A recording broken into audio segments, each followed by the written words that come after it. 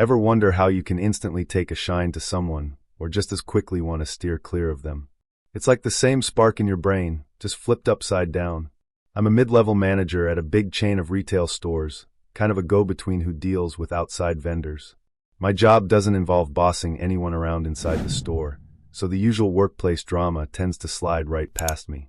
That's why I didn't sweat it when I started going out with Katrina, one of the sales folks. Since I wasn't her supervisor, there was no risk of a big scandal breaking out. We didn't go around broadcasting our relationship, but we weren't sneaking around either. In a place like ours, where gossip spreads like a summer brush fire, especially among the women on the team, it didn't take long for everyone to know.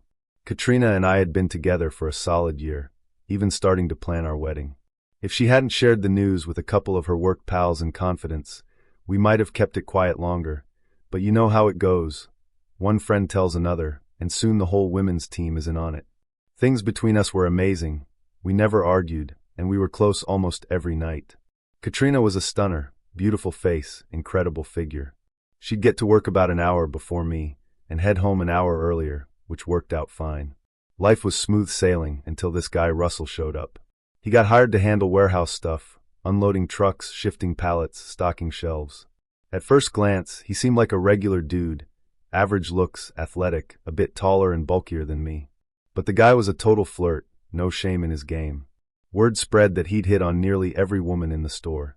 He'd zero in on one, charm her for a bit, maybe leave with her after a shift, but it always fizzled out. She'd ditch him, and he'd move on to the next. Normally, I wouldn't have cared one bit about his antics, but Russell took an instant dislike to me for no clear reason.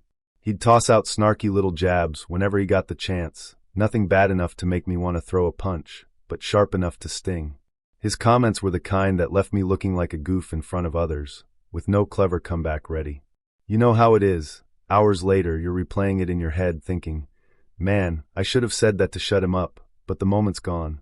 Like he'd spot my shiny shoes and say something like, looks like Jorge's only exercise is bending over to polish those fancy kicks. Or if I was fidgeting, he'd smirk and go, bro, if you're that nervous about making it to the restroom, we've got adult diapers on aisle 6. People would crack up, even Katrina sometimes, and I'd just stand there frozen. Trying to snap back or act tough in front of everyone would have made me look like a clown. After a while, I started dodging him. If I saw him coming, I'd take a different path through the store. But it was like he got a kick out of ambushing me, popping up out of nowhere with his so-called jokes that were really just digs. Then he found out about me and Katrina. More than once, I caught him chatting her up when there were no customers around, usually after he'd brought out some stock from the warehouse. He'd be laying on the charm, and she'd be giggling, twirling her hair the way she used to do with me. That night, I laid it all out for her. I told her how Russell was basically harassing me with his sneaky insults, how he had a reputation as a player, and how I was pretty darn sure he had his sights set on her. I said, Katrina, I need you to shut it down, no more chats, no hanging out.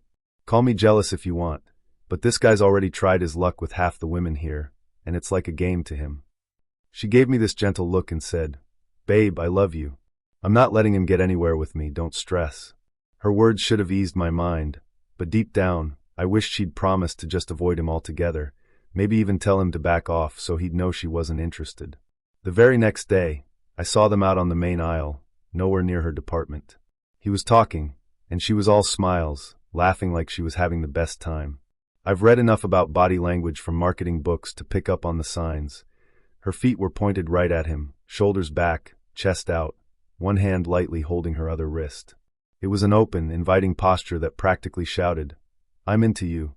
They weren't touching, but it still hit me like a punch to the gut.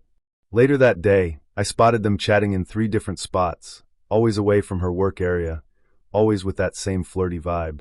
There was no hugging or kissing, nothing obvious, but the way she carried herself was like a neon sign saying go for it. That night, I tried bringing it up again, but she straight up denied it, claiming she hadn't even talked to him. I could have called her out, said I saw her or checked the security footage, but what good would that do? It hit me then, she wasn't mine anymore. I hadn't caught Katrina and Russell crossing that final line yet, but if I made a big scene, she'd probably just get sneakier about it. Deep down, I kept hoping she'd come to her senses and pull back from him. So, yeah, I started doing a bit of detective work. I'd show up at the store an hour early, head to the security room, and tell them I was studying early morning shoppers for a marketing idea, but really, I was glued to the monitors, checking if Katrina was hanging out with Russell. At home, I doubled down on being sweet to her, talking up our future together, hoping it might keep her from drifting further. Then Saturday rolled around, and she didn't come home. I got to the store an hour after her shift ended, but she was nowhere to be found.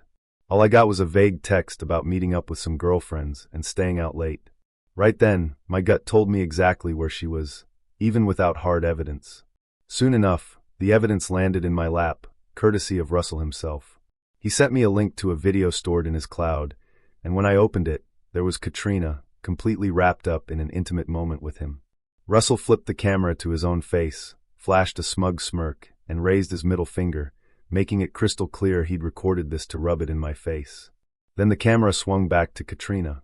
I watched him lightly tap her nose to get her attention, and she glanced up, pretending to be annoyed but in that flirty, playful way some women have when they're secretly enjoying the tease. He chuckled and said they'd watch the video later to relive the moment, then told her to blow a kiss. She grinned, made a peace sign with her fingers, and puckered her lips like she was sending a kiss, probably unaware that Russell planned to share this with me. It felt like she was performing for me, and in that moment, I knew our relationship was done for. As for them, they just kept going, and as much as it stings to admit, I couldn't look away. I watched the entire video to the end. When it was over, Russell, out of breath, asked if he was better than me. Katrina laughed and said she'd meet him at work tomorrow before I even got there. She half-heartedly mentioned it might be risky, but he tapped her cheek and said he'd decide when and where, calling her his. It hit me like a sucker punch, but weirdly a wave of relief washed over me too. There was no more guessing. I started packing up her stuff, piling her clothes and belongings into boxes. About an hour later, I drove to her parents' house, left 3 boxes and a duffel bag on their doorstep, rang the bell, and peeled out before they could see me. Her dad opened the door, stared at the pile, and I was already gone, heading back home. I grabbed a bottle of gin Katrina had given me a while back, ready to crack it open, but then a wild idea started brewing in my head. I knew Russell would be at work the next day, waiting to gloat, probably with a crowd pal-off co-workers watching. He'd expect me to be too crushed to fight back, maybe even show that video around, and I'd end up as the pathetic guy everyone whispered about. I could have quit in shame, but this plan was taking shape, and I wasn't letting it go. I turned off my phone, unplugged the doorbell, locked every door, and stuffed my ears with makeshift earplugs. I didn't hear a thing, but apparently Katrina showed up, banging on the door and yelling for an hour. My neighbors later said she had a complete meltdown, but I was out cold, sleeping like a baby. I couldn't have cared less where she crashed that night. The next morning I parked a block from work, strolled in with a paper bag tucked under my arm, and sure enough, there was Russell by the entrance, surrounded by a few warehouse guys and some women from the staff, all waiting to see how I'd react. I put on a performance. I called out to Russell with a huge grin, thanking him for saving me a ton of trouble. I pulled out the gin bottle, saying it was from home so no one could claim I swiped it from the store, and told him to have a drink, maybe even share it with my ex. He blinked, totally thrown off, and I kept going, saying I'd been wanting to ditch Katrina for ages but felt too guilty since she hadn't given me a clear reason. I said I'd noticed him flirting with her and decided to lay low, worried that if I called him out, he'd back off, and I'd be stuck with her. Thanks to him, I had the perfect excuse to end things, so I was free. I flashed a big smile, saying it was awesome and thanking him for doing the heavy lifting. He squinted at me, confused, asking what I was talking about. I acted shocked, like I couldn't believe he hadn't figured it out. I said I thought he was smart enough to see I'd purposely looked the other way, so he'd give me a solid reason to dump her.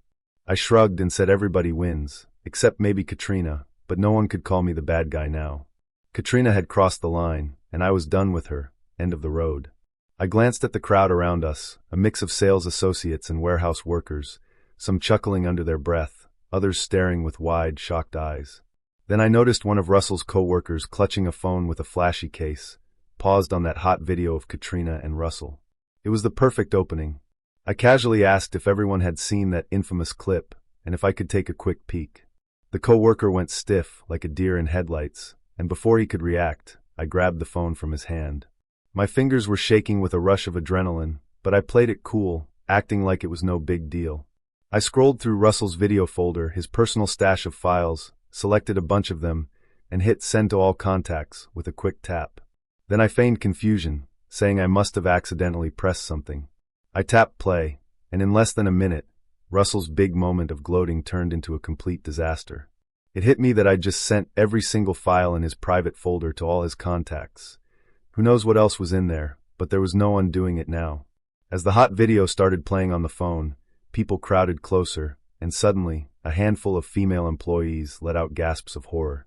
One of them, clutching her own phone, realized the video had gone to her husband, who was in Russell's contacts. Another groaned in panic, saying her husband was on that list too, and now he'd see it. Within minutes, 5 women were in a frenzy, cursing me and Russell alike. It turned out Russell's folder didn't just have the video with Katrina. It included footage of him with several other women, many of whom were married. Since Russell's job gave him access to nearly everyone's phone numbers, including some of their spouses, a ton of husbands and even parents were getting an unexpected and ugly shock. Even if they didn't watch the videos themselves, the store's gossip machine would make sure the news spread like wildfire. I didn't cross paths with Katrina until lunchtime, and when I did, she looked like she'd seen a ghost, her face pale, eyes swollen and red from crying. When our eyes met, I saw pure dread in her expression, but it wasn't about me. It was more like her entire world was crumbling around her. People kept their distance from her, except for a couple of other women who were also in full-blown panic mode because their husbands had received videos too. The next day, Russell didn't show up for his shift. By noon, word spread that he'd been jumped by some guys and was pretty banged up. Chances are, once he's out of the hospital, he won't be back. Broken bones take a while to mend. Meanwhile, a few sales associates came to work caked in heavy makeup, but even that couldn't hide the raw grief etched on their faces, made even more obvious by the bright eyeshadow accentuating the bags under their eyes. Thanks for hearing me out on this wild story. I'd love to know what you think or how you might have handled things differently. If you like this tale, give it a thumbs up and subscribe for more stories about relationships gone wrong. Until next time, take it easy.